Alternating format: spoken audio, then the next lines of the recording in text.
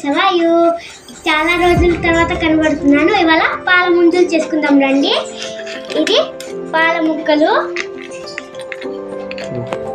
ఇది పంచదార, కొబ్బరికూరు, యాలక్కలు గొండ, ఉప్పు, చిటికెడంత ఉప్పు, పాలు, మంచినీళ్ళు.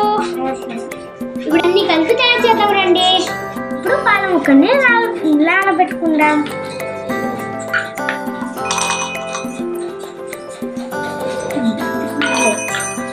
వేసుకుందాం. కొంచెం నానిన తర్వాత మళ్ళీ కడుక్కుందాం. ఇప్పుడు ఈ తక్కువ నీళ్ళని మేదవి తీసేయాలి గిన్నెలోకి. ఇప్పుడు కొంచెం మళ్ళీ నీళ్ళు వేసుకోవాలి. మనం దీన్ని బాగా కలుపుకోవాలి.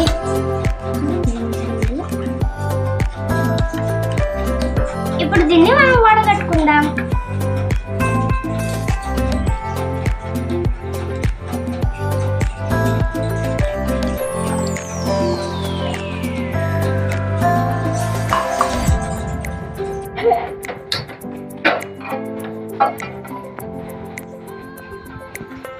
ఇప్పుడు నీళ్ళు కొద్దిగా వేసుకోవాలి. కొద్దిగా ఇప్పుడు కొద్దిగా ఉప్పు వేసుకుందాం. కొద్దిగా ఇప్పుడు మనం కలిపి పెట్టుకుంది వేసుకుందాం.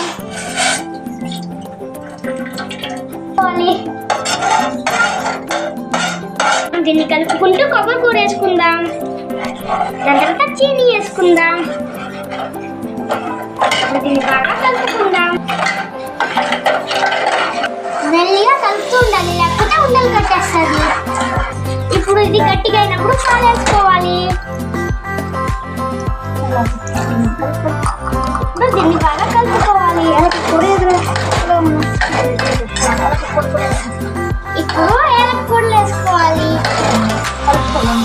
కలుపు ఇలా చిక్కబడిన తర్వాత తీసుకోవాలి గిన్నెలోకి. ఇలా చిక్కగా అయిన తర్వాత గిన్నెలో వేసుకుందాం. 3 గిన్నెల్లో వేసుకుందాం రండి.